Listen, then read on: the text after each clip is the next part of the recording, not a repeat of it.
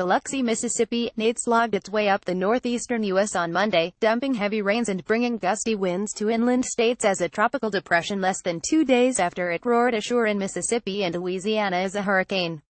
Nate spared the region the kind of catastrophic damage left by a series of hurricanes that hit the southern U.S. and Caribbean in recent weeks.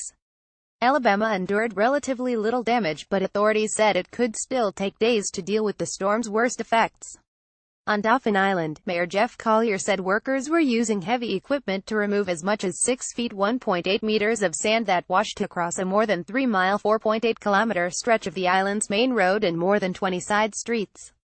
Collier says Nate moved the beachfront onto the roadway, and neither power company nor city water workers can begin repairing damage until the road is clear.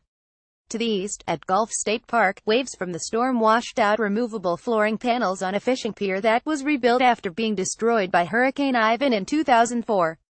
Workers were replacing the panels Monday with a goal of reopening the pier in time for the National Shrimp Festival, which opens Thursday in nearby Gulf shores. Nate, the first hurricane to make landfall in Mississippi since Katrina in 2005, quickly lost strength Sunday, with its winds diminishing to a tropical depression as it pushed northward into Alabama and Georgia with heavy rain. It was a Category 1 hurricane when it came ashore outside Biloxi early Sunday, its second landfall after initially hitting southeastern Louisiana on Saturday evening. Mississippi was largely spared damage, although a few residents suffered losses. Ruth Adams, a Massachusetts native riding out her first hurricane in her beach house near Ocean Springs, says Nate stripped off her metal roof. Lee Smithson, director of Mississippi's Emergency Management Agency, said damage from Nate was held down in part because of work done and lessons learned from Katrina. If that same storm would have hit us 15 years ago, the damage would have been extensive and we would have had loss of life, Smithson said of Nate. But we have rebuilt the coast in the aftermath of Katrina higher and stronger. Nate knocked out power to more than 100,000 residents in Mississippi, Alabama, Louisiana and Florida, but crews worked on repairs and it appeared most of the outages had been fixed by Monday morning. Sean Stewart, checking on his father's sailboat at a Biloxi marina after daybreak, found another boat had sunk, its sail still fluttering in Nate's diminishing winds. Stewart was relieved to find his father's craft intact. "I got lucky on this one," he said. No storm-related deaths or injuries were immediately reported in the U.S., although a firefighter clearing debris after storms associated with Nate died when he was hit by a car in North Carolina.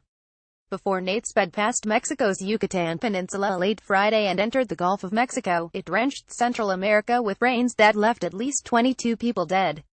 But Nate didn't approach the intensity of Harvey, Irma and Maria, powerful storms that left behind massive destruction during 2017's exceptionally busy hurricane season.